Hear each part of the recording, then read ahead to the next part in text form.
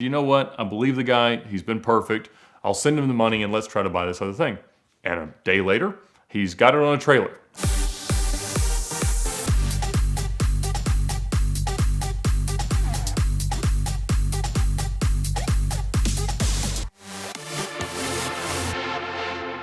The seventh Fast and Furious movie features a ton of cars, but one of them is called a Lykan Hypersport, and it's a hypercar of which there were only 7 manufactured by a company based in the Middle East called W Motors. Now, in fact, they were built by a company in Pfaffenhausen, Germany called Roof, which is known for taking Porsche chassis and deriving from Porsche engines and building some pretty incredible cars. And a Hypersport is based very closely off of a Roof CTR3. Now, obviously, in the movie, they didn't use the real cars.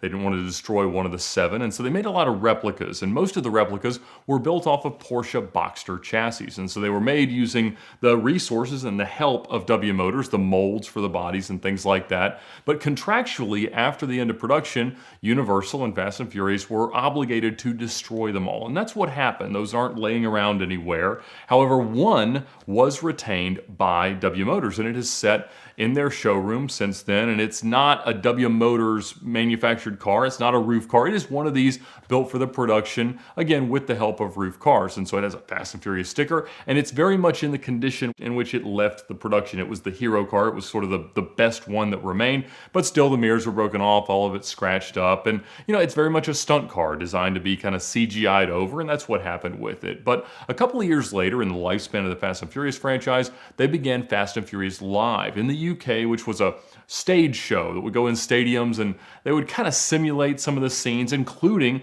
launching a Lykan Hypersport out of the nose of a plane. And so for that, they were again allowed to produce a couple of more shells and rolling chassis for a Hypersport to kind of be simulated, but the same obligation contractually was there. However, Fast and Furious Live went bankrupt, and the liquidation of all their assets trumped those kind of obligations that they had pre-existing. And so both of the Lykans were sold.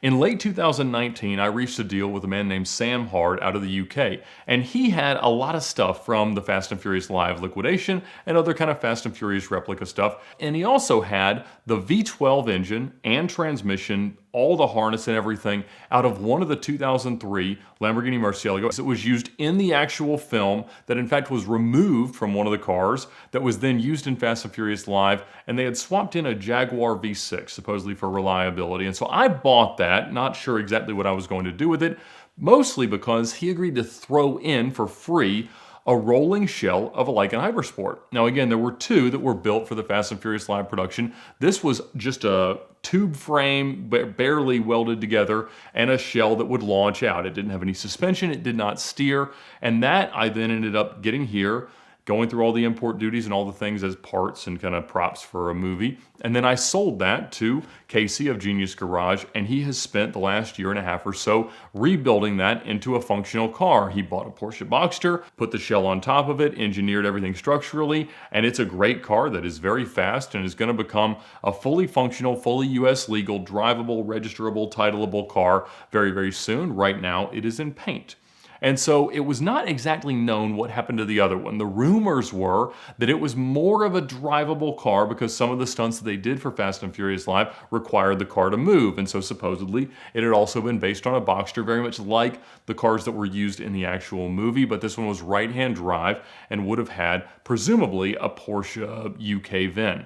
And so that car, we had heard from Sam and from other sources that it was a little bit incomplete, that the doors didn't quite work, and that it didn't run actually very well, but that it was floating around somewhere. So about a month ago, I got a phone call from Sam Hard, and he said that he had found the other Lykan. I said, that's fascinating. What do you know about it? He said, well, from what I've heard, the doors open traditionally like a Boxster. The Lykans open backwards and upwards in a very, very peculiar way. And Casey had talked a lot about having to re-engineer that because the doors didn't really open at all on the shell that we had. They just kind of popped out with quick releases. And so he said that this car also had some running issue. He wasn't sure if it was timing chains or injectors or something like that, but regardless, it would just die above like 4,000 RPM. And so the car wasn't really drivable, but it was, by its registration, a 2010 Porsche Boxster. And he said that he could buy this car for some amount of money in pounds, obviously, that was just under $50,000. But at the time, Sam did not have this much money, and so he asked me if I would be willing to split it with him. Now, I made it pretty public that I sold the shell to Casey at Genius Garage for about $50,000. I had offers from other people for well over that, maybe $80, $90, $100,000, but it mattered to me that it would go to him. Casey's been a huge asset to our channel. We love his stories, and I was really excited for him to be giving the chance to some engineering students at Genius Garage to really turn this thing into an awesome functional project. It's been awesome to see them and do that, in fact. And so I sold it to him for 50 grand, and so I obviously made a lot of money on the deal that I did with Sam. I ended up even selling the Lamborghini engine to Freddie Tavares because he kind of used it as an insurance policy, because without it, the other car could never be put back together, meaning that the only two surviving Mercies from the Fast and Furious film are in his control. Obviously, his right now is at the Peterson Museum, and he misses it very much, but so I'd gotten my money back out of that. I made 50 grand. And so my participation in this venture with Sam was gonna be just shy of half of that, $25,000, $24,000, something like that. And Sam has been an entirely upstanding and very useful, very friendly, perfect person to deal with in everything that I've done. He's come here, he's told some amazing stories, many of which have over 1 million views, and I love Sam as a friend. And however, I knew, and that he knew, that I'd made a lot of money there. And a very little part of me said, Ed, are you being scammed out of his half if we were to have split the money for the first Lykan shell? And again, he was totally fine. He appreciated everything, and he had never said anything that would have implied that he was upset about it, but it did creep into my mind. But I said, you know what? I believe the guy. He's been perfect. I'll send him the money and let's try to buy this other thing. And a day later, he's got it on a trailer. I'm like, man, that is fantastic. And so he gets it home and starts looking into it. And in fact, it was very, very different than the shell that we'd had in the first place. It appeared to have proper Lykan Hypersport lights. It actually had some valve covers that said Lykan Hypersport on it. The doors did function, but it didn't run all that well. The interior was very much a stunt car, kind of stripped out, but it did run, drive, and it was a much more complete car. And regardless, it was awesome. And so we knew that we had the chance to make some pretty serious money.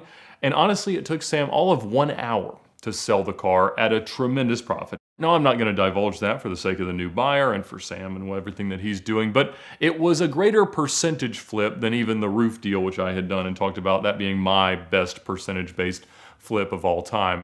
So I was super excited. As the deal consummated, he sent me my share, and it was a huge profit. It was a huge win, and I was very, very happy for him. And of course, him being Sam, he immediately spends it on a bunch of other cars, including a fake F40 and 3 Range Rovers from Hobbs & Shaw, which he has stashed somewhere in the US, which is exciting. And so, you give Sam money, it's going to turn into some weird automobile, but I needed it to pay some taxes. And so I was very, very pleased to have it.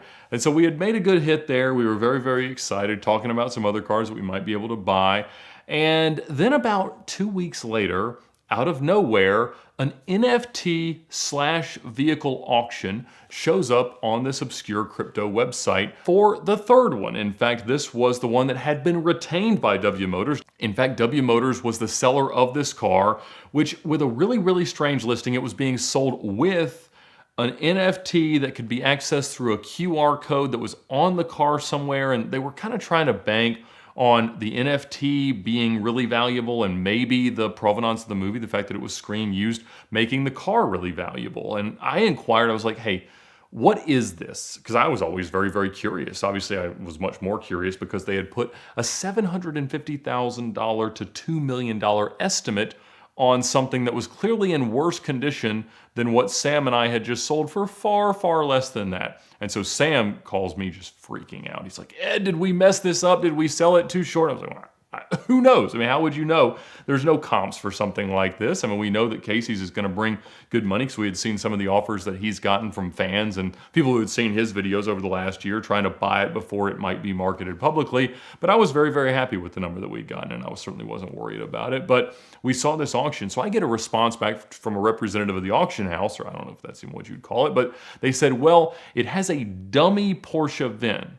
It was not a roof VIN and it was not a W Motors VIN. It kind of retained the Porsche VIN, but it was explicitly stated that the car was never to be driven on the road in the auction listing. They never gave me the VIN, but that didn't really matter. I mean, regardless, the one that I dealt with Sam and this car couldn't really come into the US for quite some time. They would need to be 25 years old. They wouldn't be eligible for federalization because they were so far modified from what they actually were. So Casey's will certainly be the only one that can ever be safely, legally driven on US roads, but regardless, they're all valuable because there's Fast and Furious fans all over the place. So I was talking to them and they were asking if I wanted a bid. I just kind of let that hang. But, at the end of the day, they said the car was not in great shape. It was certainly destined to be in a museum. That's where a lot of these things end up. And so there were some pre-bids on it that started a few days before the auction, and it was supposed to be a one-day auction, and the bids kept going up, but they were in very interesting nearly $25,000 increments, and they were in US dollar coin, which is kind of like I don't fully understand all this crypto stuff, but regardless, they would let you bid in any kind of cryptocurrency that you might want, and it wasn't stated whether or not there was a reserve. And then of course the window for bidding came and went, and there were no new bids. And then they said, well, we're going to extend it for 3 days. And during that, there was a new bid of 525,000 US dollars in some cryptocurrency equivalent. And so I have no idea if that met a reserve. I have no idea if that was real. It was definitely a very, very peculiar way that didn't reek of legitimacy for a vehicle and an NFT thing to be sold. But I'll be honest, I don't believe that was a legitimate transaction where the car has changed hands. Either W Motors will have wanted more than that for it, which I would imagine, or that was all just something designed to sell an NFT and hope that somebody decided it was worth a whole lot of money. Paris Hilton apparently is now into NFTs, I read recently. But regardless, I'm very, very happy with the deal Sam and I did. I'm very, very excited to see what becomes of Casey's project. But there was a short time there where we were truly worried that we might have made a catastrophic financial mistake. But regardless, you never go broke making a profit. But I'm very, very excited to see where that one ends up, whether or not W Motors keeps it in the showroom for the foreseeable future, which I expect to be the case. And I'm certainly most excited to see what ultimately happens to Casey's car, the Genius Garage car, because it should be done hopefully the next few months. It's going to be beautifully painted, and they cleaned up the body and everything a lot. And so it's going to be a great car. But you never know what's going to come when you get a phone call from Sam Hard, or what's going to come out of the Fast and Furious woodwork.